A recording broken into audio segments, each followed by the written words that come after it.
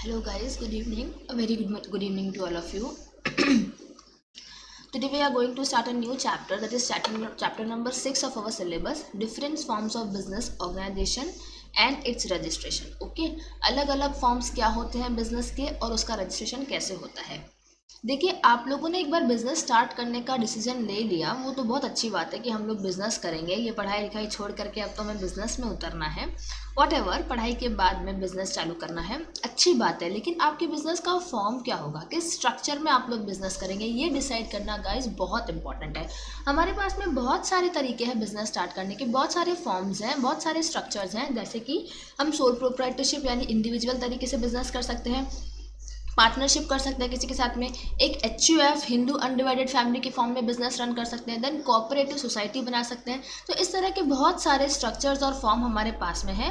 अलग अलग बिजनेस के नेचर और साइज के अकॉर्डिंग जो है आप कोई भी जो है अपना बिजनेस का फॉर्म और स्ट्रक्चर है ना चूज कर सकते हैं। ठीक है, देखिए यहाँ इस चैप्टर में हमें यही सारी बातें पढ़नी कि किस फॉर्म और किस स्ट्रक्चर में हमारा बिजनेस होना चाहिए और वो फॉर्म और बिजनेस स्ट्रक्चर क्यों होता है, उसे हम क्यों सेलेक्ट करते हैं, उसके एडवांटेजेस डिसएडवांटेजेस क्या होते हैं। ओके, देखिए types of business entity, sole proprietorship, partnership, HUF, limited liability partnership, company, cooperative societies and branch office, ये सारे तरीके हमारे पास में हो सकते हैं।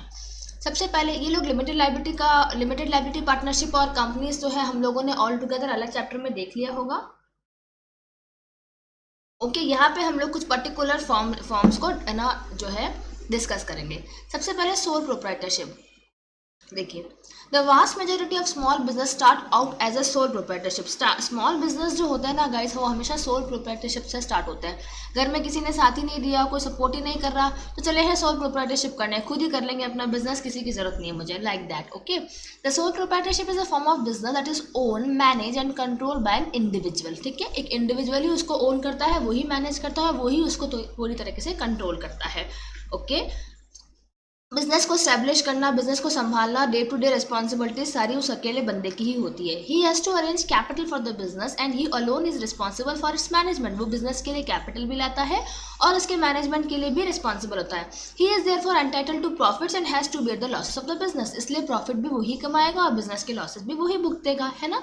तो सोल प्रोप्राइटरशिप के बारे में क्या बात हुई, उसको ओन, मैनेज और कंट्रोल एक इंडिविजुअल करेगा, सारे day to day activities business की वो ही करेगा, कैपिटल भी अरेंज करेगा और मैनेजमेंट भी करेगा, इसीलिए प्रॉफिट भी वही रखेगा और लॉसेस भी वही बियर करेगा। ओके, सोल प्रोप्राइटरशिप का ये कंसेप्ट होता है। ये देखिए, ऐसे सिंहासन पे राजा की तरह बैठ जाने का, और हो गया हमारा सोल प्रोप्राइटरशिप। अब इसके मेरिट्स क्या होंगे, क्यों करना पड़ता है।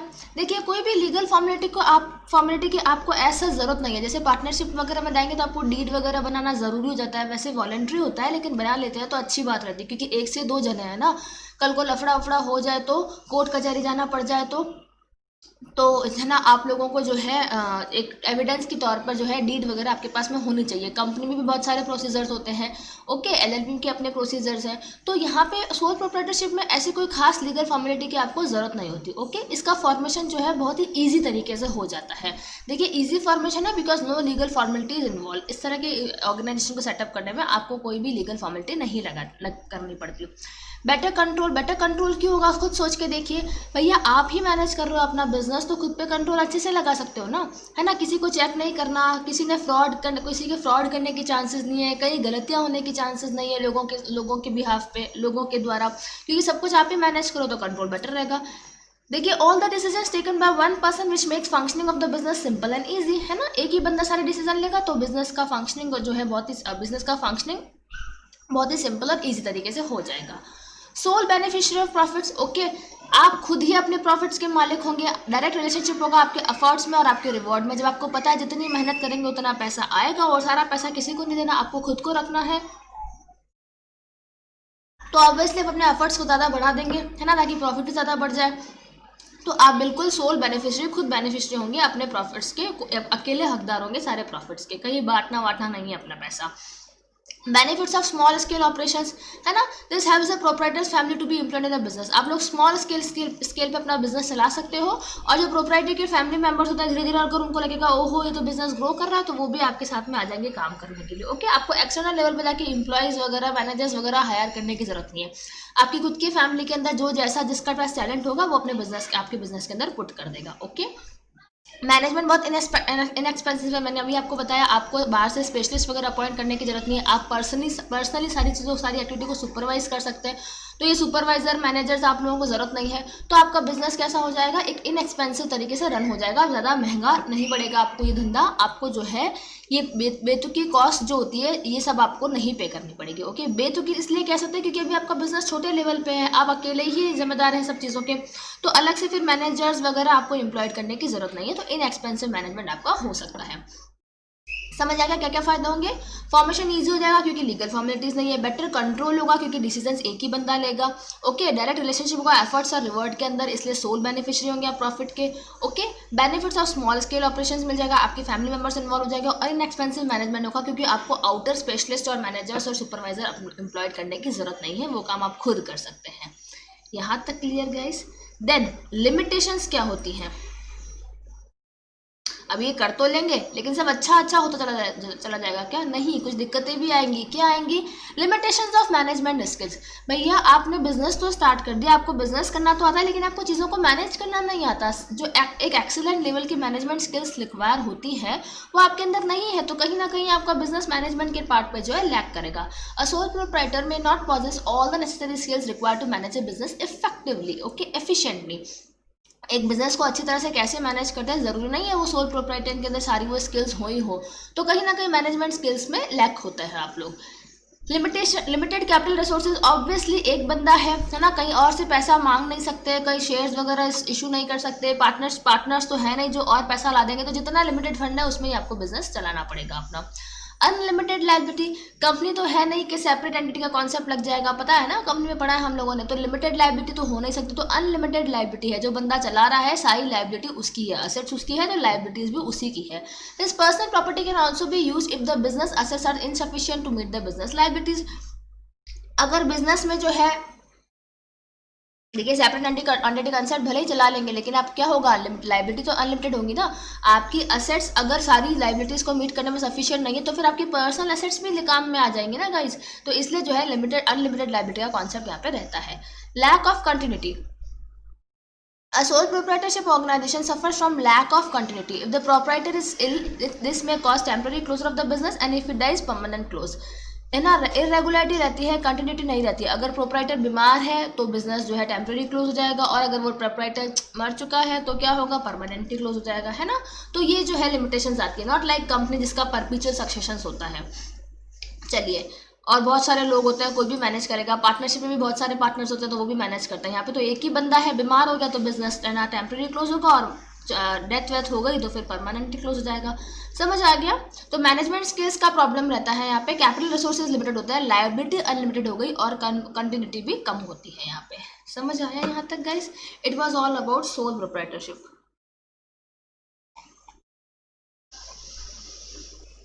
एक ही बंदा है, सब कुछ मैनेज करता है, ठीक है। That was the main concept, ये रहा बंदा।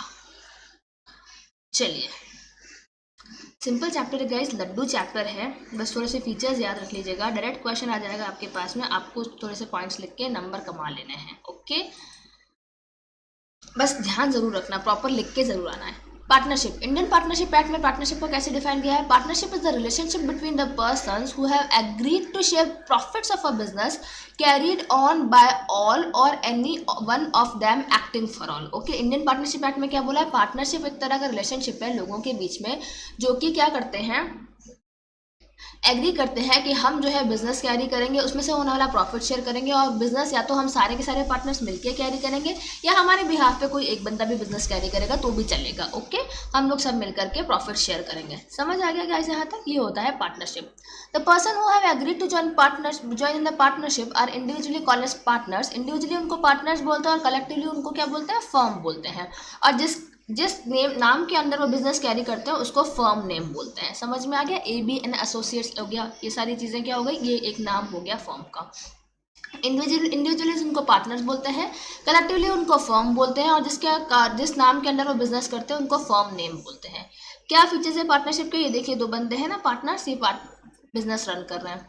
एग्रीमेंट, बिल्कुल सबसे पहले एग्रीमेंट होना चाहिए। The terms and condition of partnership are laid down in a document known as partnership deed. आप लोग एग्रीमेंट करेंगे पार्टनर्स आपस में, और उसको क्या बोलते हैं, पार्टनरशिप डीड बोलते हैं। Engagement is business with a view to earn profit.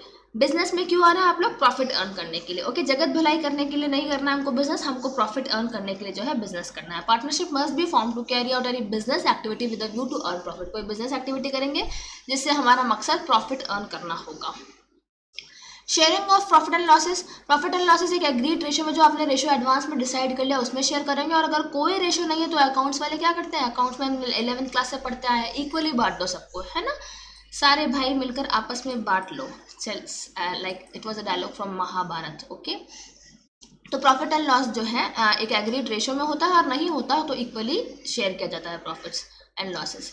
Agency relationship. The partnership business may be carried on by all or any one of the partners acting for all. Thus the partners act as an agent on behalf of the other partners as well as the firm. है ना, एक partner के behalf पे दूसरा partner काम कर सकता है। अभी हमने ऊपर पढ़ा बिजनेस कैरी कर सकता है, तो पार्टनर्स जो है एक दूसरे के लिए एज ए एजेंट का काम करते हैं, और एज अ फर्म के एजेंट भी वो लोग काम करते हैं। अनलिमिटेड लाइबिलिटी होती है, बिल्कुल साहब वही होती है। Even the personal assets of the partner can be utilise to meet the liabilities of the firm. अगर फर्म जितनी लाइबिलिटी फर्म की अगर ज़्यादा है और फर्म की एसेट्स पूरी नहीं पड़ रही है, तो पार्टनर्स की पर्सनल एसेट को भी जो है यूज कर सकते हैं। कॉमन मैनेजमेंट है, कैसे? Consent of all the partners need to be taken on important decision. सारे पार्टनर्स जो मिलकर साथ में डिसीजन लेते हैं, इसलिए कॉमन मैनेजमेंट होता है। कोई भी पार्टनर अकेला जो है डिसीजन नहीं ले सकता। ओके, तो जो है सारे पार्टनर्स मिलकर के इंपॉर्टेंट डिसीजन साथ में लेते हैं, इसलिए इसको कॉमन मैनेजमेंट बोलते हैं। Restrictions on transferability of the share. कोई भी पार्टनर अपना शेयर जो है किसी दूसरे पर्सन को ट्रांसफर नहीं कर सकता बिना दूसरे पार्टनर्स को पूछे बगैर। Okay, no partner can transfer his shares in the partnership to any other person without the consent of all the partners. बिना दूसरे पार्टनर्स की कंसेंट लिए, उनसे पूछे बगैर अपना शेयर किसी और पार्टनर को ट्रांसफर नहीं कर सकता। शेयर ट्रांसफर पर रिस्पॉन्सिबिलिटी होती है, रिस्ट्रिक्शंस होता है। शेयर हेयर मीन्स अपना हिस्सा जो होता है। रजिस्ट्रेशन आपका कंपलसरी नहीं, तो आप चाहे तो करवाएं, ना चाहे तो नहीं कराएं, लेकिन लीगल फॉर्मेलिटी से बचने के लिए एज ए एविडेंस उसको काम में लेने के लिए बेटर है कि आप रजिस्ट्रेशन करा लें। ओके, तो क्या हो गए फीचर्स पार्टनरशिप के? एग्रीमेंट होता है जिसको हम पार्टनरशिप डीड बोलते हैं। बिजनेस करते हैं प्रॉफिट अर्न करने के लिए। Profit and loss agreed ratio में बांटते हैं। कोई रेशो नहीं है तो आप लोग इक्वली बांटिए उसको। एजेंसी रिलेशनशिप होता है, पार्टनर्स फर्म के और दूसरे पार्टनर्स के बिहाफ पे एज अ एजेंट काम करते हैं। लायबिलिटी इन लोगों की अनलिमिटेड होती है। कॉमन मैनेजमेंट होता है क्योंकि सारे पार्टनर्स जो है मिलकर डिसीजन लेते हैं। एंड देन कोई भी अपना शेयर किसी को ट्रांसफर नहीं करेगा। रिस्ट्रिक्शन होता है शेयर्स की ट्रांसफरेबिलिटी पे। एंड देन रजिस्ट्रेशन जो है चाहे तो कराएं चाहे तो ना कराएं, कंपलसरी नहीं है, आपके ऊपर है।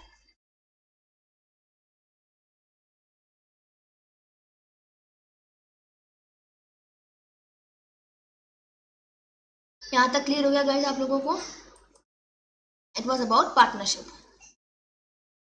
चलिए, मेरिट्स ऑफ पार्टनरशिप क्या होता है? ये हमने बेसिक चीज़ें देख ली पार्टनरशिप की। पार्टनरशिप क्यों बनाए, क्या फ़ायदा होगा हमको, ऐसा क्या है जो हम सोल प्रोप्राइटरशिप में ना जाए पार्टनरशिप में आ जाए? देखिए, इजी फॉर्मेशन है, खाली एक एग्रीमेंट है and among the partners is required, even registration is not compulsory. खाली एक एग्रीमेंट बनेगा पार्टनर्स के बीच में और रजिस्ट्रेशन का कोई लफड़ा नहीं है ना, तो फटाफट से पार्टनरशिप फॉर्म बना सकते हैं आप लोग। पूलिंग ऑफ फाइनेंशियल रिसोर्सेज, अलग अलग पार्टनर्स के बाद में अलग अलग जो पैसा है वो लाकर उसमें लगा दीजिए, जो फाइनेंशियल रिसोर्सेज ज़्यादा हो जाएंगे आपके पास में। As and when firm requires more money more partners can be admitted. और पैसा चाहिए तो और पार्टनर्स जोड़ लो अपने उसके अंदर, तो आपके पास फाइनेंशियल रिसोर्सेज बहुत ज़्यादा आ जाएंगे। मैनेजरियल स्किल्स कैसे होती हैं? सब सारे पार्टनर्स की स्किल्स जो है साथ में मिल जाएगी तो ग्रेटर एफिशिएंसी से बिजनेस कैरी कर सकते हैं। अलग अलग पार्टनर्स के पास में अलग अलग स्किल होती है तो बिजनेस को बहुत अच्छे से मैनेज कर सकते हैं। Balance decision making, it is said that two heads are better than one. Partnership helps to take balance decision on every partner has the right to participate in the decision making. Decision making आपका अच्छे से हुआ, जहाँ पे एक बंदा decision ले रहा है वहाँ पे 2-3 जने मिलकर डिसीजन ले रहे हैं, तो कभी कभी ये चीज़ अच्छी भी होती है। अगर लड़ाई को साइड में रख दें तो अच्छी चीज़ें ही निकल के आती है ना, क्योंकि हर पार्टनर को जो है राइट होता है डिसीजन मेकिंग के अंदर, इसलिए डिसीजन मेकिंग बहुत अच्छी होती है। रिस्क भी शेयर हो जाती है, एक बंदे के ऊपर सारी चीज़ें नहीं आती, सारी एक ही इंसान के माथे नहीं पड़ती हैं। लाइक अगर हम अपनी लैंग्वेज में बोले तो, है ना, शेयर रिस्क जो है आराम से शेयर हो जाती है। Share bye partners on a predetermined basis, वो लोग पहले से तय करके रखते हैं कौन कितना रिस्क शेयर करेगा, उस हिसाब से रिस्क शेयर हो जाती है। तो क्या क्या मेरिट्स हुई गाइस देख लिए, डायरेक्ट पॉइंट्स लिखने हैं आप लोग को। इजी फॉर्मेशन है, खाली एक एग्रीमेंट है और रजिस्ट्रेशन भी कंपलसरी नहीं है। फाइनेंशियल रिसोर्सेज सबके पूल करेंगे, फाइनेंशियल रिसोर्सेज ज़्यादा हो जाएंगे। मैनेजरियल स्किल्स, अलग अलग पार्टनर्स अपनी स्किल लगाएंगे तो मैनेजरियल स्किल्स ज़्यादा होगी। एवरी पार्टनर के पास में राइट होता है डिसीजन मेकिंग के लिए, इससे डिसीजन मेकिंग जो है फॉर्म में बेटर होगी। एंड रिस्क शेयर हो जाती है, सारे पार्टनर्स में डिस्ट्रीब्यूट हो जाती है। देन डीमेरिट्स ऑफ पार्टनरशिप, अभी क्या नुकसान है इसके, सब कुछ अच्छा नहीं है, नुकसान तो है। अनसर्टेनिटी ऑफ एक्जिस्टेंस, अनसर्टेनिटी है एग्जिस्टेंस की। देखिए, the existence of a partnership some is affected by the retirement, death, bankruptcy और लुनेसी ऑफ एनी पार्टनर। ओके, कोई पार्टनर अगर रिटायर हो गया, किसी का डेथ हो गया, कोई बैंक्रप्ट हो गया, कोई लुनेटिक हो गया, कोई पार्टनर लुनेटिक, पता है ना, कॉन्ट्रैक्ट में पढ़ा है हम लोगों ने, तो ऐसी चीज़ों पे क्या होता है, पार्टनरशिप जो है फिर आगे नहीं बढ़ चल सकती, जो है उसका एग्जिस्टेंस जो है खत्म हो जाता है। पार्टनर्स ही सही नहीं रहे ना, जो फर्म को चला रहे थे वही सही नहीं रहे, तो फिर अब कैसा बिजनेस।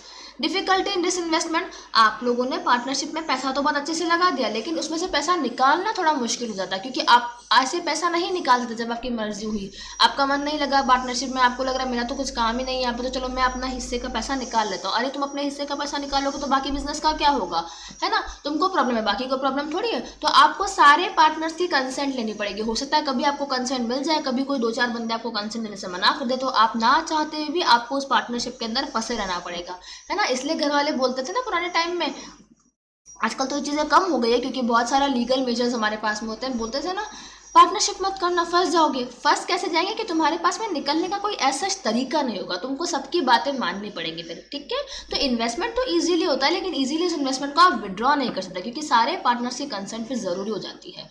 कॉन्फ्लिक्ट्स, पार्टनर्स के बीच में प्रॉब्लम्स होती है, ठीक है ना, रिजिड एटीट्यूड होता है उनके पास में, ठीक है ना, कोई कोई बहुत एडामेंट होता है, तो डिसीजन भी बहुत डीले होते हैं और कॉन्फ्लिक्ट आए दिन होते रहते हैं। लैक ऑफ इंस्टीट्यूशनल कॉन्फिडेंस, देखिए पार्टनरशिप डीड को जो है इतना सपोर्ट नहीं मिलता है ना, बैंक से और फाइनेंशियल इंस्टीट्यूशन से, जैसा कि जो है जैसा सपोर्ट जो है दूसरे फॉर्म ऑफ बिजनेस को मिलता है। Partnership does not enjoy much confidence of bank and financial institution as compare to company.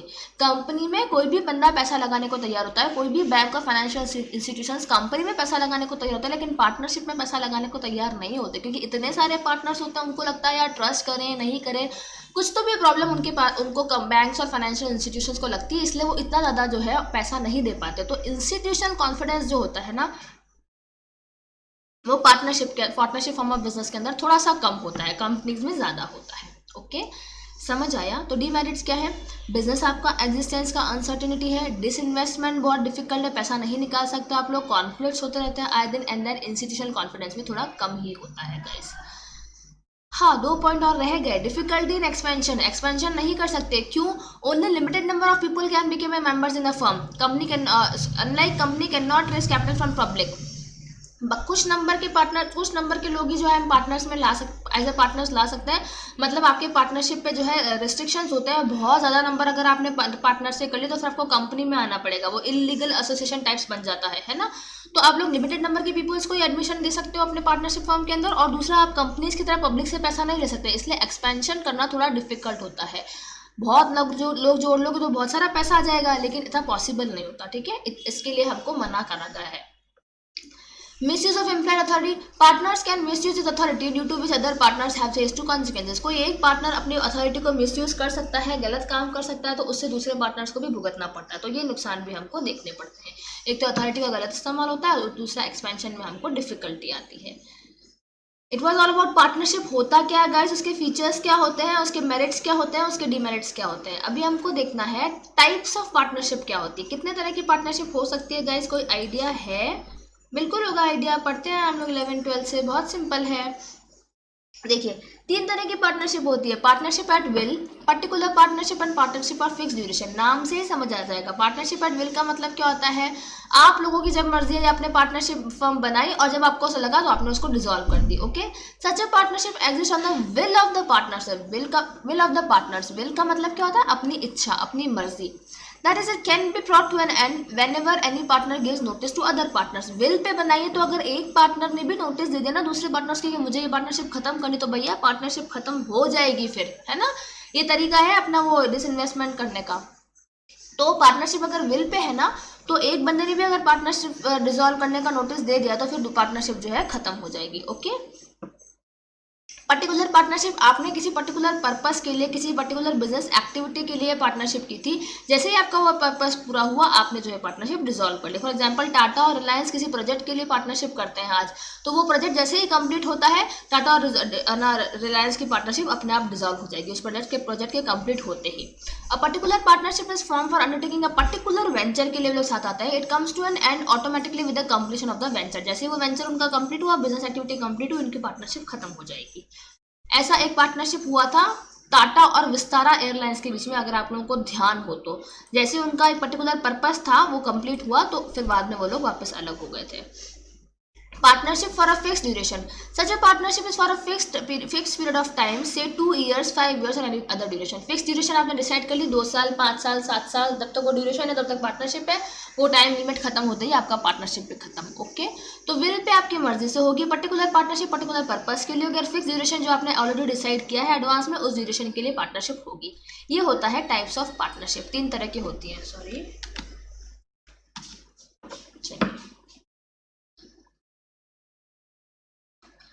अभी पार्टनरशिप है तो पार्टनर्स भी है भैया। तो क्या पार्टनर्स कैसे होते हैं, देखिए कौन कौन पार्टनर्स होते हैं। Type of partners, active partners होंगे, स्लीपिंग एंड डॉर्मेंट पार्टनर्स होंगे, दूसरा अदर पार्टनर्स होंगे, जिसमें नॉमिनी पार्टनर होता है और पार्टनर्स बाय होल्डिंग आउट होता है। देखिए active partners, partners who actively participate in the day to day business of the firm are called active partners. जो डे टू डे बिजनेस में एक्टिवली पार्टिसिपेशन कर रहे हैं, सारा काम वगैरह कर रहे हैं, वो एक्टिव पार्टनर्स हो गए। स्लीपिंग कौन होता है, जो सोता रहता है। हाँ, स्लीपिंग और dormant partners are those who do not take active part in the management of the business. जो कि बिजनेस में एक्टिवली मैनेजमेंट में पार्टिसिपेशन नहीं लेता है। However they share in the profits and losses of the business. Profit होगा तो देने आ जाएंगे, लॉस होगा तो भुगतने को तैयार है, लेकिन हमसे काम वाम नहीं होता भैया। हम एक्टिवली बिजनेस के मैनेजमेंट में कोई पार्टिसिपेशन नहीं करेंगे, हमें सोने दो, जब जरूरत हो तब जगाना, लाइक कुंभकर्ण। ओके, तो स्लीपिंग और डोरमेंट पार्टनर्स इनको बोलते हैं। कुंभकर्ण मालूम है ना, अभी रामायण देखी होगी, लॉकडाउन में, बचपन में भी देखी होगी, है ना। तो क्या बोलता है, कोई ज़रूरी काम हो तो मुझे उठाना, वरना मुझे मत उठाना, मुझे सोने देना। तो वो एक्टिव और स्लीपिंग, डोरमेंट और स्लीपिंग पार्टनर होता है। अदर्स, अदर टाइप के पार्टनर्स कौन से, हु में भी associated with the partnership firm directly और इनडायरेक्टली। पार्टनरशिप फर्म से डायरेक्टली या इनडायरेक्टली किसी भी तरह से एसोसिएटेड होते हैं। नॉमिनल पार्टनर देखिए इनमें कौन होते हैं। Nominal partner are those who do not have interest in the business but lend their name to the firm. ये बहुत महान होते हैं, उनको फर्म के बिजनेस में कोई इंटरेस्ट नहीं होता। वो बोलते हैं छोटा मोटा बिजनेस तो तुम करते हो ना, मेरे लिए चाट पकौड़ी है, मुझे तुम्हारे बिजनेस में कोई इंटरेस्ट नहीं है। तुम चाहे तो मेरा नाम ले सकते हो अपने बिजनेस के अंदर। नाम क्यों लेना चाहेगा कोई दूसरे का अपने बिजनेस के अंदर, भैया उसके नाम की गुडविल होगी, वो बंदा बहुत पॉपुलर होगा, है ना, तो उसका नाम बिजनेस में वो लैंड कर देता है, लेकिन उसको उस पर्टिकुलर बिजनेस में कोई इंटरेस्ट नहीं होता। They do not make any capital contribution भी नहीं करेंगे, मैनेजमेंट में भी पार्ट नहीं लेंगे। दे मे और may not have pecuniary interest. उनका मॉनेटरी रिलेशनशिप कुछ नहीं होता है। पिक्यूनरी इंटरेस्ट का मतलब होता है मॉनेटरी इंटरेस्ट, है ना, मनी की टर्म्स में इंटरेस्ट। तो वो कोई प्रॉफिट भी कमाना नहीं चाहते हैं, but they are liable like other partners to third parties. अभी तुम्हारा नाम यूज हो रहा है बिजनेस के अंदर, तो थर्ड पार्टीज के लिए तो तुम लाइबल हो। थर्ड पार्टी अगर चाहे कि तुमसे बात करनी है, तुमसे पैसा रिकवर करना, तो कर सकते हैं भैया। अगर तुम ये स्यापा भी नहीं चाहते थे तो तुमने अपना नाम बिजनेस को दिया क्यों होशियारी मार के। थर्ड पार्टी तो तुमसे कुछ भी ना रिकवर कर सकती है, तुम पे आकर केस कर सकती है। तो they are liable like other partner to third party. जैसे दूसरे सारे पार्टनर्स थर्ड पार्टी के लिए लाइबल है, वैसे वो नॉमिनी पार्टनर भी लाइबल है, नॉमिनल पार्टनर भी लाइबल है। बाकी कोई दिक्कत नहीं है। बाकी वो अपना नाम, उनको तुम्हारे बिजनेस में कोई इंटरेस्ट नहीं है, वो सिर्फ अपना नाम लैंड करेगा, उसको तुम्हारे बिजनेस से प्रॉफिट्स नहीं चाहिए, कैपिटल में तुम्हारे एक पैसा कॉन्ट्रीब्यूट नहीं करेगा, ओके, और ना ही तुम्हारे बिजनेस के मैनेजमेंट में पार्टिसिपेशन लेगा, बस। But he is only and only liable to third parties. समझ में आ गया यहाँ तक गाइस? चलिए, partners by holding out. Holding out का मतलब क्या होता है, अगर किसी ने अपने कंडक्ट से और अपने वर्ड से दूसरे लोगों को ये जताया है कि मैं तो इस फर्म में पार्टनर हूँ, तो भैया फिर भुगतो, है ना। ज़्यादा होशियारी मार के अगर तुमने हीरोगिरी दिखाई कि मैं तो इस फर्म में पार्टनर हूँ, है ना, तो फिर वो लोग तुमको लाइबल कर सकते हैं। कल को आकर तुम्हारा बिल्कुल कॉलर पकड़ेंगे कि तूने ज़्यादा होशियारी मार के क्यों बताया था हमको कि मैं तो पार्टनर हूँ। अब तुम अपनी बात से पीछे नहीं आ सकते कि मैं तो पार्टनर नहीं हूँ। बच्चों का खेल नहीं है ये कि पहले तुमने बोला है पार्टनर और फिर बोले हाँ हाँ हाँ मैं तो मजाक कर रहा था, मैं कोई पार्टनर वार्टनर नहीं हूँ। तो ये बदतमीजी जो है ना, ये मजाक जो है ना, ये यहाँ नहीं चलेगा। Okay, it is a business guys. देखिए, if a person by his words or conducts hold out to another that he is a partner, दूसरे को ये एहसास दिलाता है कि मैं पार्टनर हूँ, he will be prevented from denying that he is not a partner. बाद में अगर वो बोले कि मैं पार्टनर नहीं हूँ, तो फिर हम तुमको ऐसा नहीं करने देंगे guys. The person who thus became liable to third parties to pay debts of the firm is known as partner by holding out. फिर तुम थर्ड पार्टी के लिए लाइबल हो, फिर तुम फर्म के डेट्स पे करो, और ऐसे पार्टनर को क्या बोलते हैं? Partner by holding out. जिसने जानबूझ के अपने पैरों पे कुल्हाड़ी मारी हो ना। देखिए आप लोग क्या मुद्दे से सोचते हैं, इस तरीके से सोचते हैं कि इन प्रॉफिट अपने आप को पार्टनर दिखा दो, कल को प्रॉफिट्स होंगे तो हम लोग शेयर कर लेंगे। प्रॉफिट की जगह उल्टी बात अगर गले पड़ गई तो आप फर्म के लिए लाइबल होंगे, थर्ड पार्टीज के लिए लाइबल होंगे, फर्म की डेट पेमेंट करने के लिए बिल्कुल लाइबल होंगे। तो ऐसे पार्टनर को क्या बोलते हैं? Holding out. जो अपने वर्ड से या अपने कंडक्ट से दूसरों को बताता है कि मैं पार्टनर हूँ, तो लेटर ऑन वो डिनाई नहीं कर सकता कि मैं पार्टनर नहीं हूँ। ठीक है, चलिए special note, A manner is not capable for entering into a valid agreement, therefore he cannot become a partner of the firm। ये तो बहुत ही यक्ष प्रश्न है ना, बहुत सालों से पढ़ते आ रहे हैं हम। क्योंकि माइनर जो है अब वो बिलो 18 होता है तो वो वैलिड एग्रीमेंट में एंटर होने के लायक नहीं है, जो कि हमने कॉन्ट्रैक्ट एक्ट में पढ़ा था, है ना। पर तो वो जो है फर्म में पार्टनर तो नहीं हो सकता, लेकिन वो जो है बेनिफिट्स के लिए उसको फर्म में एडमिशन जरूर दे सकते हैं। वो पार्टनर फॉर बेनिफिट्स हो सकता है। अगर आप कुछ प्रॉफिट कमा के कुछ बेनिफिट्स करके माइनर को दे रहे हो, उसके लिए वो एंटाइटल है, लेकिन जो है वो पार्टनर फर्म में एज सच तो नहीं बन सकता। A minor is not capable for entering into a valid agreement, therefore he cannot become a partner of a firm. He may however be admitted to the benefits of an existing partnership। existing partnership है तो उसमें जो है as a beneficiary आप minor को बना सकते हो। ओके, समझ आ गया गाइस आप लोगों को यहाँ तक?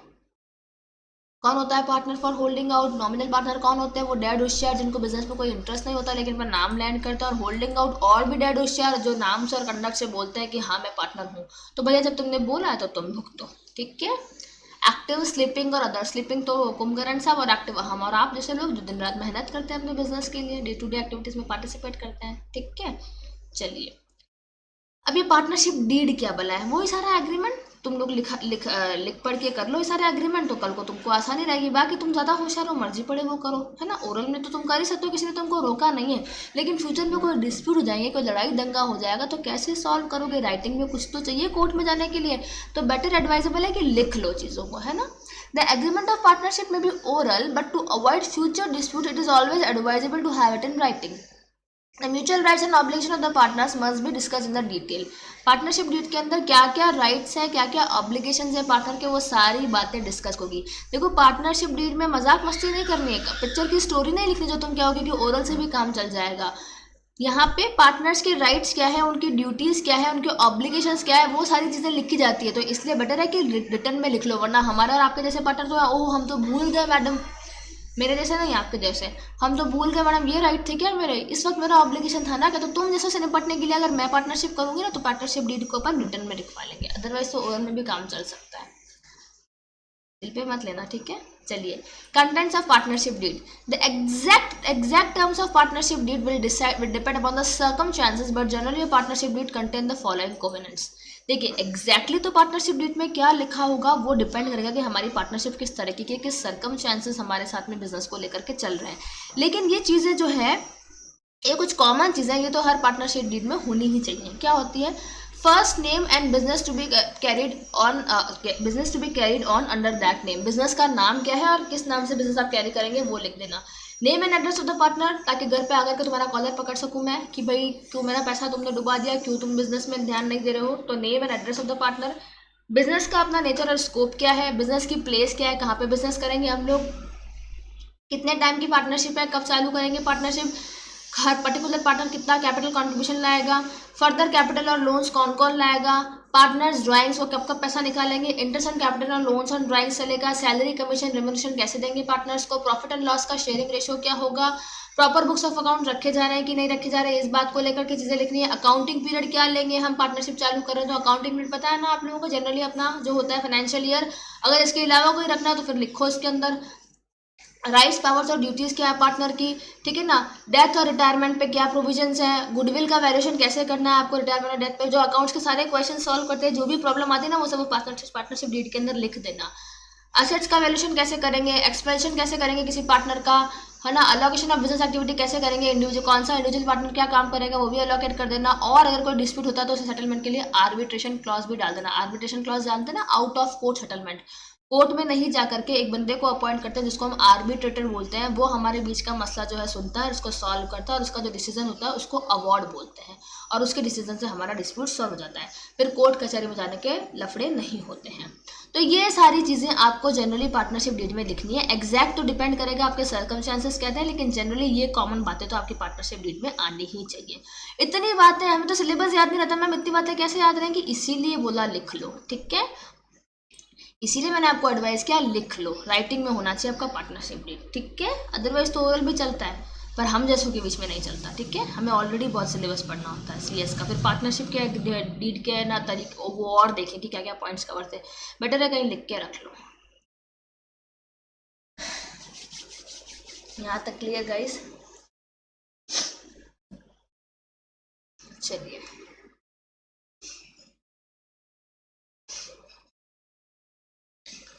चलिए हमने सोल प्रोप्राइटरशिप देख लिया, पार्टनरशिप देख लिया। अभी हमको देखना है एचयूएफ। ये एक नया तरीका है, नया तो क्या है, पुराना ही है, हम अभी पढ़ रहे हैं नया तरीका, हिंदू अनडिवाइडेड फैमिली। खाली हिंदू जो होते हैं वो ही बना सकते हैं ये इस तरह का business form structure. Hindu undivided family, जो जॉइंट फैमिलीज होती है, जो बिजनेस साथ में कैरी आउट ऑन करते हैं, वो लोग मिलकर अपना बिजनेस मैनेज करते हैं, उसको जो है एचयूएफ बोलते हैं। फीचर्स क्या है एचयूएफ के, देखिए कैसे इतने सारे लोग हैं ना, ये हिंदू अनडिवाइडेड फैमिली है, एक बार इसको देखना। चलिए features of HUF, govern by Hindu law, Hindu law से गवर्न होगा। The business of the joint Hindu families control and manage under the Hindu law, Hindu law के अंदर होगी। और दो स्कूल्स है हमारे पास में हिंदू लॉ के, दो तरीके हैं जिनसे हिंदू लॉ में ये एचयूएफ गवर्न होता है, दया भागा एंड मिताक्षरा। दया भागा वेस्ट बंगाल और आसाम में काम आते हैं, और बाकी की कंट्री में मिताक्षरा स्कूल के जो प्रिंसिपल्स हैं वो चलते हैं, ओके।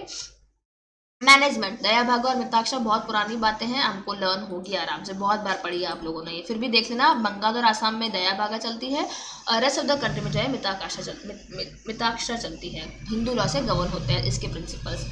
मैनेजमेंट कौन करेगा? The affairs of joint Hindu family are control and manage by one person who is known as the karta और manager.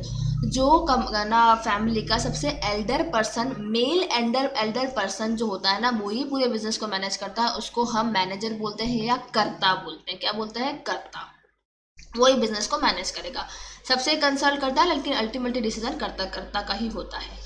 Membership by birth, birth से ही आपको मेंबरशिप मिल जाती है, आप पैदा हुए नहीं कि बिजनेस में आपका ना मेंबरशिप बन गया, तो ये बहुत आसान तरीका है ना। Male child is born in the family, he becomes a member. Therefore, membership is acquired by the virtue of birth and not by consent or agreement. कोई कंसेंट लेने की जरूरत नहीं है, कोई एग्रीमेंट साइन करने की जरूरत नहीं है, जन्म से ही जो है आप मेंबरशिप एक्वायर कर सकते हैं, आप मेंबर बन जाते हैं एचयूएफ के, ओके। जैसे ही बच्चा पैदा हुआ, मेल चाइल्ड बॉर्न हुआ, वो बन गया एचयूएफ का मेंबर, ठीक है। Liability, except the karta, the liability of all members is limited to the shares in the business, liability of karta is unlimited. अब ये करता तो क्या करेगा, मरता क्या ना करता, तो वो करता बन गया, मतलब लाइबिलिटी करता की अनलिमिटेड है, बाकी तुम सारे लोग जो है ना, वो सारे बस है ना, जितना तुम्हारा शेयर है उस बिजनेस के लिए, उस शेयर में जितना तुम्हारा हिस्सा है उस बिजनेस में, उतना तुम्हारा लाइबिलिटी है। लेकिन कर्ता जो बन के बैठा है, उसकी तो भैया लाइबिलिटी जो है अनलिमिटेड है, ठीक है, बाकी तुम सब लोगों की लिमिटेड है। परमानेंट एग्जिस्टेंस, परमानेंटली रहती है, कोई फर्क नहीं पड़ता, फैमिली के दूसरे मेंबर्स है, करता अगर टपक भी गया तो फिर और कोई दूसरा बंदा जो उससे जस्ट छोटा है, वो जो एल्डर बन चुका है फैमिली में, वो करता बन जाएगा। तो करता वर्ता के मरने से कोई फर्क नहीं पड़ता, फैमिली के मेंबर्स जो है बिजनेस को कैरी ऑन करते हैं। द डेथ, लूनेसी और insolvency of any member of the family does not affect the existence of the business of the joint family, the family goes on doing it's business, ठीक है ना। कोई भी बंदा मर रहा है, लुनेटिक हो रहा है, इंसॉल्वेंट हो रहा है, कोई फर्क नहीं पड़ता बिजनेस को, बिजनेस चलता रहेगा आराम से, बचे मेंबर्स बिजनेस को कैरी कर लेंगे, okay. Dissolution, HUF business can be dissolved any time either through mutual agreement between the partners members or by partition। एक तो आपने फैमिली का डिवीजन कर दिया, पार्टीशन हो गया, बंटवारा हो गया, जो हिंदी पुरानी पिक्चरों में होता था हमारे यहाँ पे, तो तुम्हारा HUF खत्म, और तुम चाहे तो एग्रीमेंट कर लो, म्यूचुअल एग्रीमेंट के HUF खत्म करना है तो HUF खत्म कर दो। Single member has no right to get the business dissolve, एक मेंबर के बोलने से कुछ नहीं होगा, सारे मेंबर्स आपस में डिसाइड करेंगे तो ही होगा, या सब बंटवारे की मांग करेंगे, सब प्रॉपर बंटवारा होगा तो HUF डिसॉल्व होगा, अदरवाइज HUL को डिसॉल्व करने की हिम्मत किसी में नहीं है, ठीक है। HUF is like Baahubali. तो हिंदू लॉ से गवर्न होगा, समझ आ रहा है यहाँ तक गाइज? हिंदू लॉ से जो है ये चीजें गवर्न होंगी। देन मैनेजमेंट कर्ता करेगा, बर्थ से आपको मेंबरशिप मिल जाएगी, कर्ता की लाइबिलिटी अनलिमिटेड है, बाकी सबकी लिमिटेड है। परमानेंट एग्जिस्टेंस रहता है, मरे जिए कोई फर्क नहीं पड़ता, बिजनेस चलता रहेगा। एंड देन डिसोल्यूशन जो है म्यूचुअल एग्रीमेंट से ही हो सकता है या पार्टीशन से हो सकता है, एक मेंबर सिंगल मेंबर जो है उसको कोई राइट नहीं बिजनेस को डिसॉल्व करने का। यहाँ तक clear guys? Then merits of HUF क्या है, just a minute.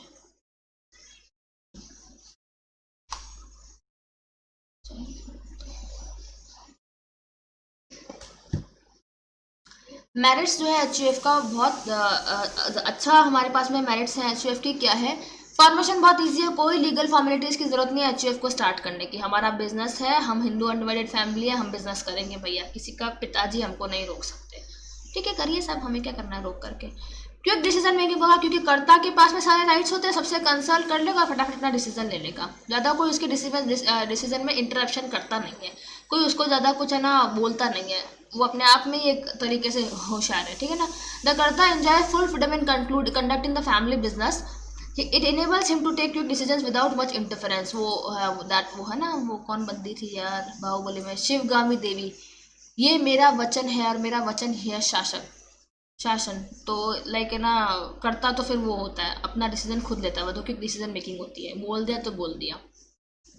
Secrecy, he is in a position to क्या, हाँ क्या भाई, सीक्रेसी क्या है, all the decisions are taken by the karta himself, he is a position to keep all the affairs to himself and maintain profit secrecy, perfect secrecy in all matters.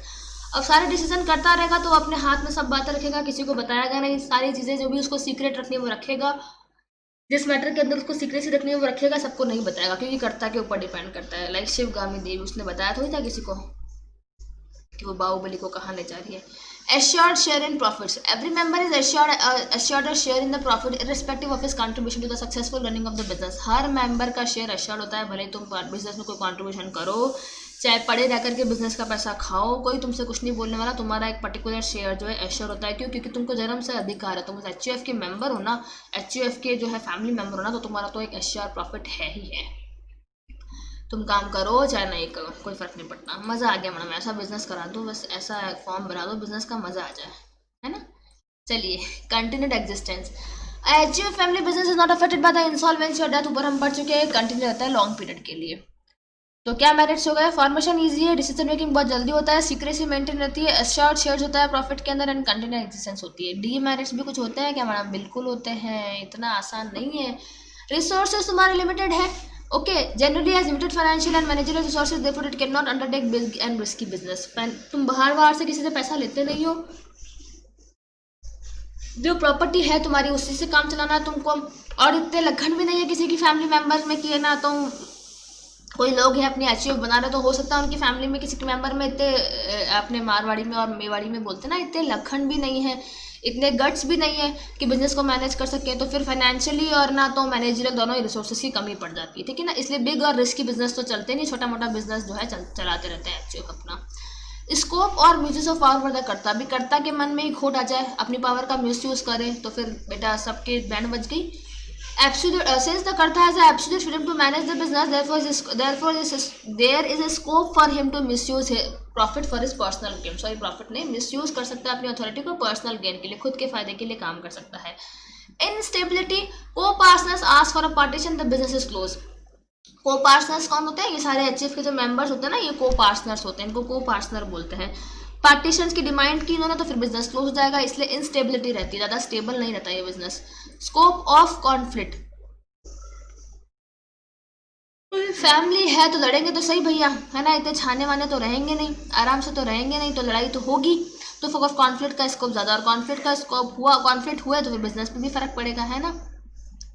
Scope of conflict in family which can affect the business, तो क्या क्या हो गई, conflict का scope हो गया, instability हो गई क्योंकि को पार्टनर्स पार्टीशन की डिमांड कर सकते हैं, मिसयूज करेगा पावर करता अपनी पावर का, एंड देन लिमिटेड रिसोर्सेज, कौन से रिसोर्सेज, फाइनेंशियल और मैनेजरियल, दोनों ही रिसोर्सेज लिमिटेड होते हैं। ये डी मैरिट्स हो गई हमारे एचयूएफ की, ये मैरिट्स हम देख चुके थे, और एचयूएफ क्या होता है वो भी हमने देख लिया था, दया भागा और मिताक्षरा।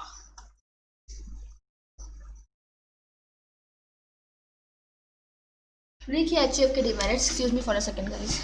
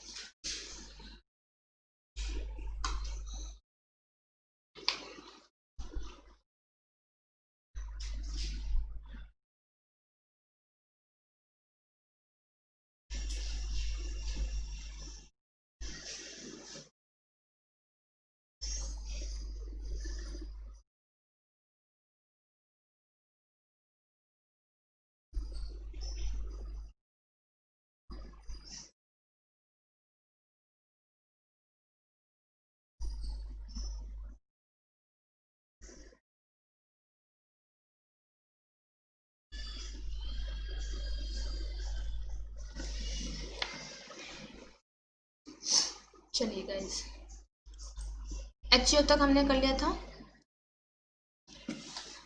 नैरेटिव स्टडी बेनिफिट्स भी देख लिया एचसीएफ के। नेक्स्ट हमारे पास में multi state cooperative society. Multi state cooperative society क्या होता है आप देखिए। Multi state cooperative society act 2002 facilitates the incorporation of the cooperative societies whose functions spread over several states. इन्होंने क्या किया है, मल्टी MSCS एक्ट जो आया था, multi state cooperative society act जो आया था, वहाँ पे जो है इन्होंने जो है कोऑपरेटिव सोसाइटीज बनाई थी जो अलग अलग स्टेट्स में फैली हुई हैं। It is a body corporate having limited liability that shall provide for social and economic betterment of their members through self-help and mutual benefits in according with the cooperative principles। ये एक तरह का body corporate है जिनके पास में जो है having a limited liability इनका लिमिटेड रहता है, और एक इसलिए काम करती है जो भी इनके मेंबर्स होते हैं ना, उनको पैसा वैसा चाहिए होता है, उनके सोशल और इकोनॉमिक बेनिफिट्स के लिए काम करती है through self help and mutual benefits. आपस में सब लोग मिलकर पैसा कंट्रीब्यूट करते हैं, फिर जिसको जैसे पैसे की जरूरत है वैसा पैसा देते हैं, और ये कोऑपरेटिव प्रिंसिपल्स, कॉपरेशन के प्रिंसिपल के बेसिस पे चलते हैं। ओके, तो कोऑपरेटिव सोसाइटी नाम से यही है कि जो भी बंदे मिलकर के काम करेंगे वो सारे इसके मेंबर्स बन जाएंगे, आपस में पैसा वैसा कंट्रीब्यूट करेंगे, और जिसको पैसे की जरूरत होगी उसको पैसा दे दिया जाएगा। Any application for the registration of a multi-state cooperative society of which all the members are individuals should be signed by at least 50% from each of the states concerned। देखिए, ऐसी मल्टी स्टेट कोऑपरेटिव सोसाइटी बनानी है जिसमें सारे members जो है individual है। कौन है मेंबर? सारे के सारे मेंबर्स इंडिविजुअल लोग हैं, इंडिविजुअल्स हैं। तो वो एप्लीकेशन को साइन कौन करेगा कि हमें ऐसी ना जो है मल्टीपल कोऑपरेटिव सोसाइटी बनानी है, मल्टी स्टेट कोऑपरेटिव सोसाइटी बनानी है, तो उसको साइन कौन करेगा उस एप्लीकेशन को? Minimum 50% from each of the state concern. हर स्टेट से 50 लोग जो हैं उस पर्टिकुलर एप्लीकेशन को साइन करेंगे। Should sign by at least 50% from each of the states concern. जो भी स्टेट्स है उसमें से 50 लोग जो है मिनिमम उस एप्लीकेशन को साइन करेंगे। And in the case of a society of which the members are cooperative society, ऐसी सोसाइटी आप बनाएंगे जिसके मेंबर खुद कोऑपरेटिव सोसाइटी है, it should be signed by duly authorise representative of at least 5 such societies registered in different states। अलग अलग states के अंदर जो सोसाइटीज है ना, उनके मेंबर्स उसको साइन करेंगे। एटलीस्ट 5 सच सोसाइटीज जो है, 5 सोसाइटीज जो है कम से कम अलग अलग स्टेट्स में जो है उस एप्लीकेशन को साइन करेंगी। तो मेंबर्स है तो ऐसे सिग्नेचर होंगे, इंडिविजुअल मेंबर्स है तो, और अगर मेंबर्स खुद कोऑपरेटिव सोसाइटीज है तो फिर इस तरह से सिग्नेचर किए जाएंगे। ओके, ये देखिए सब मिलके रिंगा रिंगा रोजेस खेल रहे हैं। ये मल्टीपल स्टेट कोऑपरेटिव सोसाइटीज है, मल्टी स्टेट कोऑपरेटिव सोसाइटीज को बोलते हैं। MSCS एक्ट है 2002 का। मल्टी स्टेट कोऑपरेटिव सोसाइटीज अलग अलग तरीके की हो सकती है। Multi state solar cooperative societies है, फार्मिंग के लिए है, क्रेडिट के लिए है, एग्रीकल्चर के लिए है, रियल एस्टेट के लिए है, डेली फर्म कोऑपरेटिव सोसाइटी है, and then transport cooperative societies है, और बहुत अलग अलग कोऑपरेटिव सोसाइटीज हो सकती है। बेनिफिट्स क्या है इनके? ये लोन्स देते हैं रीजनेबल रेट पे पुअर को। ओके, जो है ना गरीब लोग जो होते हैं उनको जो है इसमें रीजनेबल रेट्स के ऊपर लोन मिलता है, क्योंकि उनको बाहर और बहुत हाई रेट ऑफ इंटरेस्ट पे लोन मिलता है। इसलिए ये जो मल्टी स्टेट कोऑपरेटिव सोसाइटीज है ये उनको बहुत ही इजी टर्म्स पे लोन प्रोवाइड कराती है। Okay, as regulatory requirements of filing etcetera is minimum, MCSEs have low compliance cost. इनकी कंप्लायंस कॉस्ट बहुत कम होती है क्योंकि इतनी ज़्यादा फॉर्मेलिटीज़ कोई होती नहीं है, ठीक है ना। इनसे आप लोग आराम से पैसा वैसा ले सकते हो, इनको फॉर्म भी आराम से कर सकते हो। तो कंप्लायंस कॉस्ट जो है इनकी जो है बहुत कम होती है मल्टी स्टेट कोऑपरेटिव सोसाइटीज़ की।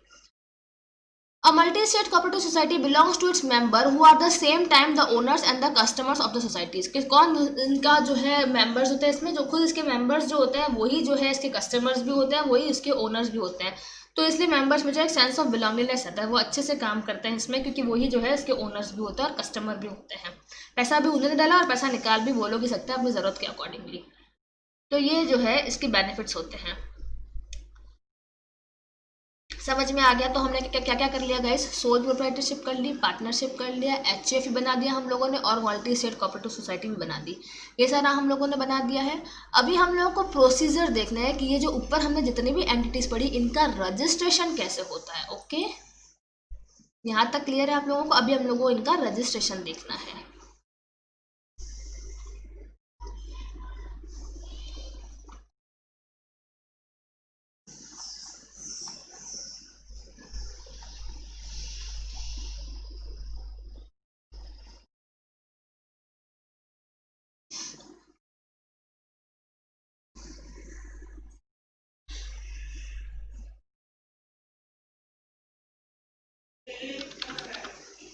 चलिए स्टार्ट करते हैं। रजिस्ट्रेशन कैसे होता है, सोल प्रोप्राइटरशिप का रजिस्ट्रेशन कैसे होगा देखिए। इसको इंडिविजुअल मैनेजर कंट्रोल करता है, कोई डीड और एग्रीमेंट इसके लिए ऐसे जरूरी नहीं होती। However in actual practice and keeping in mind the nature of business activity, registration may be required under the following enactments. Okay, अलग अलग स्टेट और अलग अलग स्टेट गवर्नमेंट के अकॉर्डिंग आपका बिजनेस, अलग अलग स्टेट और अलग अलग सेंट्रल गवर्नमेंट के जो रूल्स एंड रेगुलेशंस हैं, जैसे आप अपना बिजनेस रन करते हो तो आपके बिजनेस की एक्टिविटी का क्या नेचर है उसके अकॉर्डिंग आपको ये पर्टिकुलर जगह पे रजिस्ट्रेशन कराना जरूर होता है। बाकी as such sole proprietorship form को, सोल प्रोप्राइटरशिप को कोई रजिस्ट्रेशन की जरूरत होती नहीं है। देखिए क्या क्या रजिस्ट्रेशन कराना पड़ सकता है आपको। Shop and commercial establishment act में आपको रजिस्ट्रेशन कराना पड़ेगा, स्टेट्स का होता है, अपना स्टेट स्पेसिफिक होता है। फिर स्टेट का एक law relating to professional tax होता है, उसमें आपको रजिस्ट्रेशन कराना पड़ेगा। एमएसएमई के अंदर रजिस्टर कराना पड़ सकता है आप लोगों को, स्मॉल स्केल इंडस्ट्री में रजिस्ट्रेशन कराना पड़ता है, जीएसटी रजिस्ट्रेशन होगा आप लोगों का, और इंटेलेक्चुअल प्रॉपर्टी लॉज में भी आपको रजिस्ट्रेशन कराना पड़ सकता है। ओके, ये सारे स्टेट स्पेसिफिक और सेंट्रल गवर्नमेंट के अकॉर्डिंग होते हैं। ये आपको अपने बिजनेस की एक्टिविटी के अकॉर्डिंग जो है, जिस तरह का आपका बिजनेस का एक्टिविटी का नेचर है उसके अकॉर्डिंग आपको रजिस्ट्रेशन की जरूरत पड़ती है, अदरवाइज कोई जरूरत नहीं है। पार्टनरशिप कैसे रजिस्टर करेंगे। There are no penalties for non registration, it is advisable since the following rights are denied to unregistered firm. अभी हमने बोला पार्टनरशिप फॉर्म में, पार्टनरशिप फॉर्म जब आप बनाएंगे तो फॉर्म की जो डीड बनाएंगे पार्टनरशिप डीड, उसको आपको रजिस्टर्ड कराने का ऐसा कोई जरूरत नहीं है, कोई पेनल्टी भी नहीं है आपके ऊपर अगर आपने रजिस्ट्रेशन नहीं कराया तो। लेकिन आपको इसलिए एडवाइस किया जाता है फर्म को रजिस्ट्रेशन कराने का, क्योंकि एक अनरजिस्टर्ड फर्म होगी तो आपको ये राइट्स नहीं मिलेंगे। जब आपको पर्टिकुलरली कोई राइट आपका अफेक्ट होता है, कोई दिक्कत आती है बिजनेस कैरी करने में पार्टनरशिप फर्म के अंदर, तो फिर आप लोग अगर कोर्ट में जाना चाहेंगे तो ये पर्टिकुलर राइट्स जो है आपको नहीं मिलेंगे। तो बेटर है रजिस्ट्रेशन करा लो। कौन से राइट्स नहीं मिलेंगे अगर अनरजिस्टर्ड फर्म होगी तो। A partner can not file a suit in a court against the firm और द अदर पार्टनर्स। कोर्ट में आप लोग है ना जो है, ना तो फर्म के अगेंस्ट ना दूसरे पार्टनर्स के अगेंस्ट अपना कोई भी सूट फाइल नहीं कर सकते हो अगर आपकी फर्म अनरजिस्टर्ड है तो। A right arising from a contract cannot be enforced in any court or by or on behalf of your firm against any third party. आपकी फर्म थर्ड पार्टी के खिलाफ कोई एक्शन नहीं ले पाएगी। ओके, अगर आपकी अनरजिस्टर्ड फर्म है तो, क्योंकि आपने तो अब हमको उस कोर्ट को बोला, कोर्ट बोलता है आपने उस वक्त तो जरूरत समझी नहीं रजिस्ट्रेशन कराने की, कुछ लीगल फॉर्मेलिटीज की, तो अब हमारे पास में क्यों आए हो, है ना।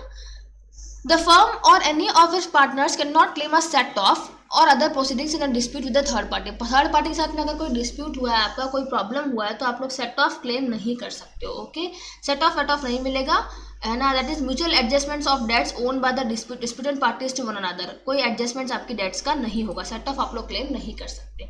तो ये तीन चीजें आप लोग नहीं कर पाओगे, सूट फाइल नहीं कर पाओगे, थर्ड पार्टी के खिलाफ एक्शन नहीं ले पाओगे, और जो है सेट ऑफ भी क्लेम नहीं कर पाओगे। तो बेटर है फिर रजिस्ट्रेशन करा ही लेना। रजिस्ट्रेशन का प्रोसीजर क्या है, क्या करोगे आप लोग। A partnership firm can be registered whether at the time of its formation और इवन सब्सिक्वेंटली। जब फॉर्मेशन कर रहे हो, फर्म बना रहे हो, तभी करा दो रजिस्ट्रेशन, और उस वक्त नहीं कराया, कोई दिक्कत होगी तो बाद में भी करा सकते हो, कोई दिक्कत की बात नहीं है। You need to file an application with the registrar of firms of the area in which your business is located. जहाँ पे जिस एरिया में आपका बिजनेस लोकेटेड है वहाँ पे रजिस्ट्रार ऑफ फर्म को जो है एप्लीकेशन देना आपका काम हो जाएगा। एप्लीकेशन कैसे देनी है। Application for partnership registration should include the following information. आपकी एप्लीकेशन के अंदर ये इन्फॉर्मेशन होनी चाहिए। क्या क्या होनी चाहिए भैया। सबसे पहले फर्म का नाम, कहाँ पे बिजनेस कैरी करेंगे वो, है ना। अगर कोई और जगह पे बिजनेस कैरी कर रहे हो तो वो बताओ। Date of partners joining the firm, कौन कौन से पार्टनर ने कब कब फर्म को ज्वाइन किया वो लिखो। उनका फुल परमानेंट एड्रेस लिखो, और एप्लीकेशन के जो है साइन होना चाहिए सारे पार्टनर से, और या फिर उनके दूसरे एजेंट्स जो है इस एप्लीकेशन को साइन करेंगे, तब जाके आपकी पार्टनरशिप डीड जो है रजिस्टर्ड की जाएगी। ओके, पार्टनरशिप का रजिस्ट्रेशन किया जाएगा। Every partner needs to verify and sign the application. सारे पार्टनर्स एप्लीकेशन को साइन करेंगे। ये डॉक्यूमेंट्स आपको अपनी एप्लीकेशन के साथ में लगाने होंगे। क्या लगाने होंगे। Application for registration in prescribed form number 1। Form number 1 के अंदर जो है ना एप्लीकेशन है वो लगाएंगे आप लोग। एक एफिडेविट साथ में आप लोग लगाएंगे, अपनी पार्टनरशिप डीड की कॉपी लगाएंगे, and then proof of the ownership of the place of a business or on rental lease agreement therefor. अपनी बिजनेस जो आपका जिस जगह पे आप लोग बिजनेस कर रहे हैं उसका ओनरशिप का प्रूफ, और अगर आपने रेंट पे या लीज पे भी वो प्लेस ले रखी तो उसका भी आप एक प्रूफ लगाएंगे। ओके, डीड रेंट एग्रीमेंट लगा देंगे, लीज एग्रीमेंट लगा देंगे, ये सारी चीज़ें आप उसके अंदर लगाएंगे। तो क्या डॉक्यूमेंट्स लगाने हैं आपको अपने एप्लीकेशन के साथ में। एक फॉर्म नंबर 1 लगाना है एप्लीकेशन का, एफिडेविट लगाएंगे आप लोग साथ में, पार्टनरशिप डीड की कॉपी लगाएंगे, सर्टिफाइड कॉपी लगाएंगे, एंड देन आपके बिजनेस का ओनरशिप का या रेंट एग्रीमेंट या लीज एग्रीमेंट जो भी है वो अपनी ओनरशिप का प्रूफ लगाएंगे। ठीक है, क्या बोली एक स्पेशल बात, As per Section 71 of the Indian Partnership Act, states are authorized to make their own regulation with respect to prescribe the fee structure for registration or incorporation of the partnership. Okay, अलग अलग state जो है अलग अलग है ना fees लगा सकती है आपकी पार्टनरशिप को रजिस्ट्रेशन करने के लिए, उनको ये राइट दिया हुआ है. Okay, it may also be noted that the name of the partnership firm should not contain any words which may express or implied the approval or patronage of the government except where the government has given its written consent to the use of such words as a part of the firm's name. किसी भी partnership firm का नाम ऐसा नहीं रखेंगे आप लोग कि उसके नाम से ये शो हो रहा हो कि गवर्नमेंट आपके बिजनेस में इंटरेस्टेड है या गवर्नमेंट ने आपको अप्रूवल्स दिए हैं. अनलेस एंड अनटिल गवर्नमेंट आपको जो है रिटर्न में कंसर्न नहीं देती ऐसा नाम यूज़ करने की, है ना. ऐसा कुछ कोई भी गवर्नमेंट नेम आप उसके आगे पे नहीं लगाएंगे. आपकी पार्टनरशिप नेम के अंदर जो है ऐसा नाम नहीं शो होना चाहिए कि गवर्नमेंट का पार्टिसिपेशन उसमें शो हो रहा हो. ठीक है, ये गलती आप नहीं करेंगे, ध्यान रखिएगा. वंस द रजिस्टर्ड क्या होगा उससे, अरे लोगों को पता लगेगा कि गवर्नमेंट भी इन्वॉल्व हो तो फिर आपके बिजनेस में इंटरेस्ट दिखाएंगे ना, बाकी के लोगों की बिजनेस की बैंड बच जाएगी. तो ये जो चीज़ सही नहीं होती है. ठीक है, once the registered of the firm is satisfied that the application procedure has been duly complied, issue certificate of registration. Registrar को लगता है कि सारा प्रोसीजर आपने फुलफिल किया है, फॉलो किया है, तो आपको सर्टिफिकेट ऑफ रजिस्ट्रेशन मिल जाएगा. ये हो गई आपकी पार्टनरशिप फर्म रजिस्टर्ड. ठीक है, अभी पार्टनरशिप एक्ट के अकॉर्डिंग रजिस्ट्रेशन कराना और इनकम टैक्स एक्ट में रजिस्ट्रेशन कराना दोनों अलग बातें हैं. देखिए, it should B noted that registration with the registered of firm के पास में रजिस्ट्रेशन कराना अलग बात है और इनकम टैक्स डिपार्टमेंट के पास में रजिस्ट्रेशन कराना दोनों अलग अलग बातें हैं. देखिए, it is mandatory for the firms to apply for registration with the income tax department के पास में रजिस्ट्रेशन कराना बहुत जरूरी है. और आपके पास में क्या होना चाहिए, पैन कार्ड होना चाहिए. After obtaining a PAN card, permanent account number card, the partnership firm is required to open a current account भी खोलिए पार्टनरशिप फर्म के नाम से and to operate all its operation through इस bank account. Okay, income tax department के हिसाब से आपको क्या करना है, आपके पास एक पैन कार्ड होना चाहिए आपके फर्म के नाम का. उसके बाद में आप फर्म के नाम पे करंट अकाउंट खोलेंगे और सारे बिजनेस ऑपरेशन जो है उस करंट अकाउंट के थ्रू करेंगे. क्यों करेंगे भैया, क्योंकि डिपार्टमेंट को पता होना चाहिए ना कहाँ कहाँ पैसा जा रहा है, कहाँ कहाँ से पैसा आ रहा है, प्रॉफिट्स क्या कमा रहा है, और फिर टैक्स तो देना पड़ेगा आपको. तो टैक्स आप नहीं छुपा सकते, इसलिए आपको इनकम टैक्स एक्ट के अंदर तो रजिस्ट्रेशन कराना ही पड़ेगा. एक रजिस्ट्रेशन आप रजिस्ट्रार ऑफ फर्म के पास में कराएंगे और दूसरा रजिस्ट्रेशन जो है आप रजिस्ट्रेशन अंडर इनकम टैक्स कराएंगे. यहाँ तक क्लियर है गाइस, कोई दिक्कत किसी तरह से, होप नॉट. एचयूएफ में क्या करना है, देखिए एचयूएफ का रजिस्ट्रेशन कैसे करेंगे. आपको एक एचयूएफ डीड बनानी पड़ेगी जिसके अंदर कर्ता का नाम होगा, को पार्टनर्स का नाम होगा, एड्रेस होंगे, जो भी फंड है आपके पास में, and source of funds in the corpus. Corpus का मतलब होता है जो कलेक्टिव फंड होता है ना एचयूएफ का, उसको कॉर्पस बोलते हैं. तो उस कॉर्पस में पैसा कहाँ कहाँ से आया है वो भी आपको शो करना पड़ेगा. Creating a HUF deed is not mandatory, however it is always beneficial to have a HUF deed. HUF deed बनाना कोई ज़रूरी नहीं है, लेकिन बना लेंगे तो आप लोगों को फायदा रहेगा. ओके, क्या क्या देखना है आपको HUF deed के अंदर, क्या बातें हैं. ये रिटर्न फॉर्मल डॉक्यूमेंट है, स्टैम्प पेपर के ऊपर होगा, specifying the name of the कर्ता एंड द को पार्टनर्स ऑफ HUF. जो भी HUF के मेंबर्स हैं, को पार्टनर्स हैं, उन सबका नाम होगा और एक फॉर्मल डॉक्यूमेंट होगा, स्टैम्प पेपर पे बनाया जाएगा. ये एल्डेस्ट मेंबर कर्ता होगा, ये हमें पता है. दूसरे जो HUF के मेंबर्स हैं उनका भी नाम आएगा उसके अंदर. The name of HUF is usually the name of the karta followed by the word HUF. Example Ram Kumar HUF. कैसे होगा नाम HUF का, जो एल्डर मेंबर है उसका नाम और उसके नाम के पीछे HUF लिख जाएगा. राम कुमार HUF, श्याम कुमार HUF, इनका HUF है, इनका जो अनडिवाइडेड फैमिली है, ऐसे उसका नाम रखेंगे. HUF deed shall also state the capital with which the HUF has been initiated. Capital भी मेंशन करेंगे डीड के अंदर. A declaration is also provided by each member of the family where they declare the name of the कर्ता and also state. Family का हर member एक declaration देगा जहाँ पे वो कर्ता का नाम बताएंगे और क्या बोलेंगे कि कर्ता के पास में सारी अथॉरिटी है अकाउंट्स को देखने की. Karta has the authority of the accounts vested in his hand. सारे अकाउंट्स कर्ता के पास में है. And karta holds the right to govern all the transaction of HUF accounts on behalf of the members. Karta जो है सारे ट्रांजेक्शन्स को देखने का राइट कर्ता के पास में है. सारे अकाउंट्स की अथॉरिटी कर्ता के पास में और सारे ट्रांजेक्शन्स को करने की अथॉरिटी भी कर्ता के पास में है. मेंबर्स ये डिक्लेरेशन देंगे कि हमने ये कर्ता को अथॉरिटी दे रखी है. ठीक है, क्योंकि बाद में कोई निकल के ना आए कि कर्ता ने तो मुझसे पूछा ही नहीं, तुमने तो खुद ही डिक्लेरेशन दिया था ना. ये डिस्प्यूट अवॉइड करने के लिए डीड में ये सब बातें लिखी होंगी. अ rubber stamp of HUF is also भी प्रिपेयर्ड. एक रबर स्टैम्प बना लेना, रेक्टेंगुलर शेप का बनाना भैया, ये अलग ही भाई बिल्कुल अनरीजनेबल डिमांड्स है इनकी. तो it shall be affixed on all the documents pertaining to HUF to authorize the transaction. Okay, सारे डॉक्यूमेंट्स के ऊपर ये रबर स्टैम्प आपको लगाना है. The deed should be notarize, notary public से इसको नोटराइज करा लेना। रजिस्टर्ड कराओ डीड को और ऑब्टेन पैन आप लोग पैन परमानेंट अकाउंट नंबर जो है एचयूएफ का ले लो। द कर्ता should apply for permanent account number for the HUF, this is mandatory because all financial transaction must carry pan. आपको एचयूएफ के लिए पैन लेना बहुत जरूरी है क्योंकि सारे फाइनेंशियल ट्रांजेक्शन में आपको ये पैन नंबर जो है परमानेंट अकाउंट नंबर जो है मेंशन करना बहुत जरूरी है। ठीक है।